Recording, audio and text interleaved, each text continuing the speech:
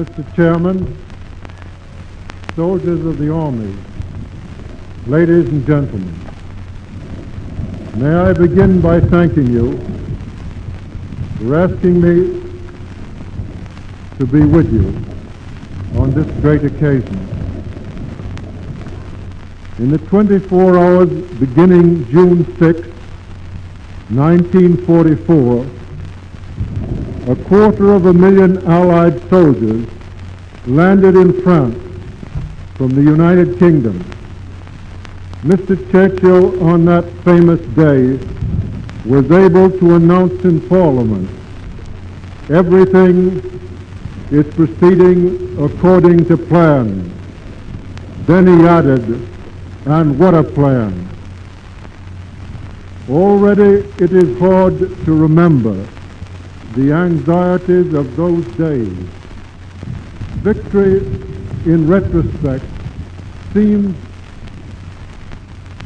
to have been inevitable. But it was not inevitable to the men who left your harbor on that summer morning. On the contrary, it was almost unimaginable that the fortress of Europe could be stormed successfully from the sea. It was thought to be impossible by the Germans.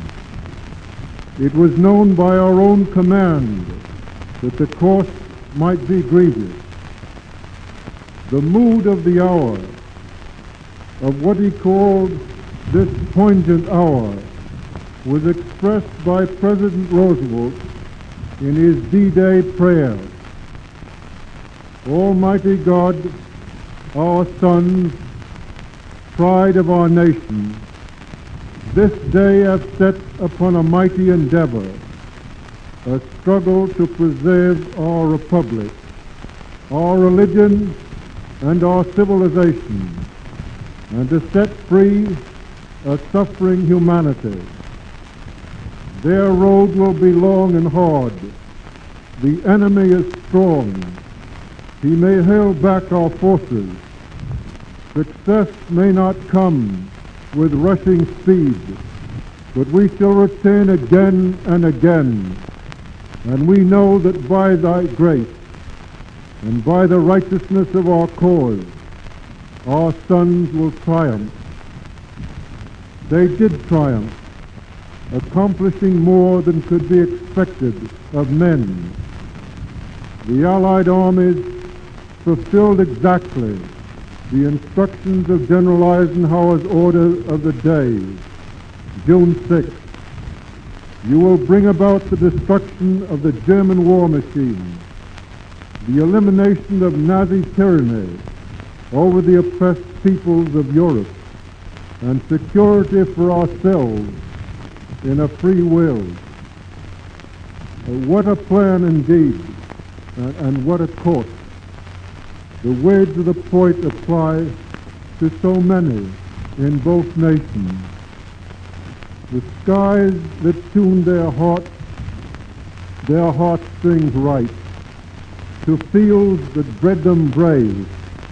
The saviors come not home tonight. Themselves they could not save. It is right to recall the mood of D-Day, the daring, the anxiety, and the pain. It is right to recall the course of the subsequent battles.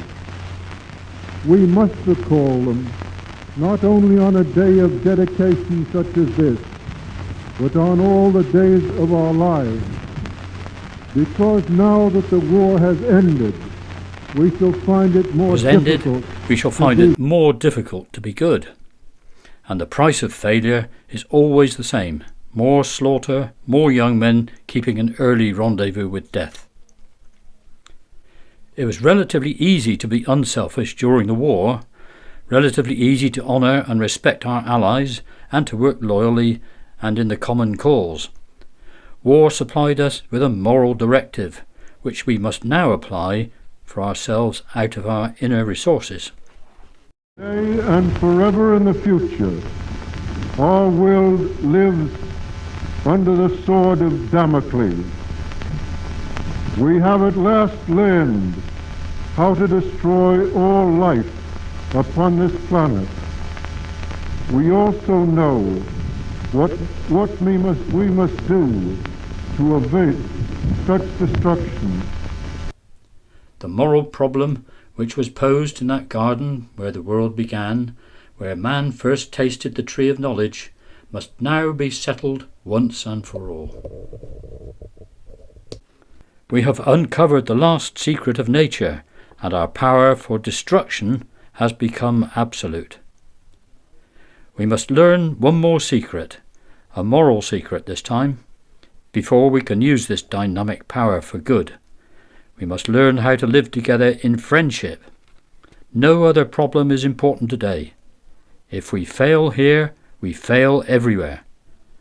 In the war, we developed the idea of mutual aid, the idea that each ally must put everything it had into a common pool, and that nobody would bother whether one contribution was larger or smaller than another, so long as every contribution was everything. If we are to survive, we must carry that idea into the future. We must become a team of friends in peacetime as we have been a team of friends in war. Nothing less will suffice. Nothing less would have sufficed on D-Day. Only in that spirit of dedication which we are now commemorating can the world be saved. The soldiers who went out on June the 6th, the pride of our nations, did exactly what their general asked them to do. Many of us were sad that we could do so little to help them. We had to sit quietly and let them save us.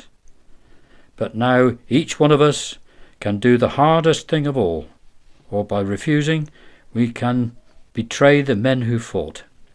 Each one of us can dedicate our lives to the knowledge that we must live as citizens of a world that will either be united or dead. It means changing many habits. It means guarding our tongues and our passions and even our gestures. It means acting as if the welfare of our neighbour nation is as important as the welfare of our own. It is almost impossible, but so was D-Day. If that could be done, anything can be done if we really care. The danger is that we should forget and let old habits overwhelm us. As a recipe against forgetting, there is much virtue in living under the sword of Damocles, but only if we've learned to live as good neighbours. The moral problem was posed in that garden. And now, Mr. Winant, the American ambassador, having made his speech, he has walked over about 50 yards from the dais in this square, Portland, to the foot of Victoria Park in Portland, where he is just about to unveil the memorial stone.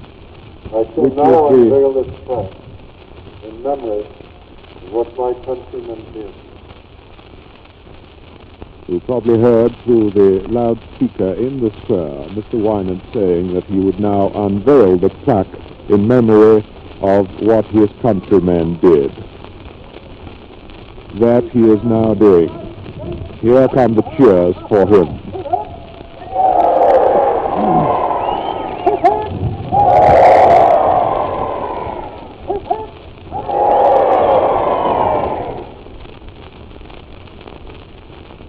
And Mr. Winant has drawn back the American and British flags from in front of this stone.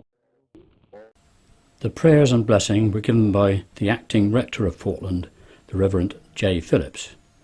Then two bands played to complete the ceremony. Firstly, the American Marine Band from Southampton, and then the band of the Dorset Regiment, which played the rousing Star-Spangled Banner. The blustery wet weather did nothing to dampen the unique and memorable ceremony. John Winant walked a few paces to rename the adjoining Cadets Road to Victory Road. This was the route to the port.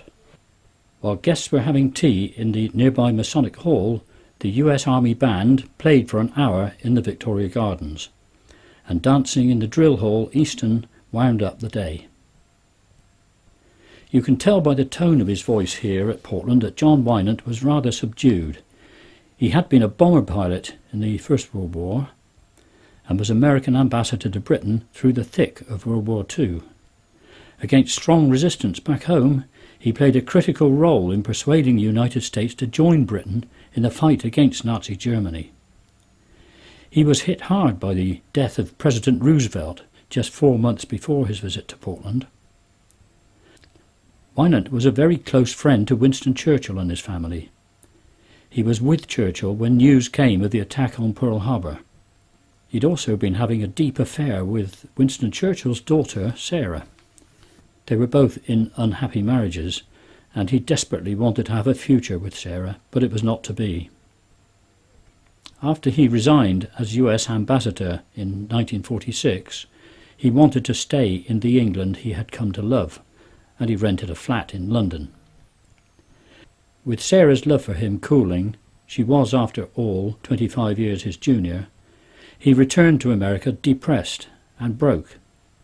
He felt dejected, having failed to become the head of the new United Nations, and on the 3rd of November 1947 he committed suicide. The stigma of his suicide overshadowed the crucial role John Gilbert Winant played in bringing together Great Britain and the USA in World War II. He is now regarded as an American hero. The New York Herald Tribune said of Winant, "He did more than people will ever know to maintain the solidarity of the two great democracies in their hour of desperate need."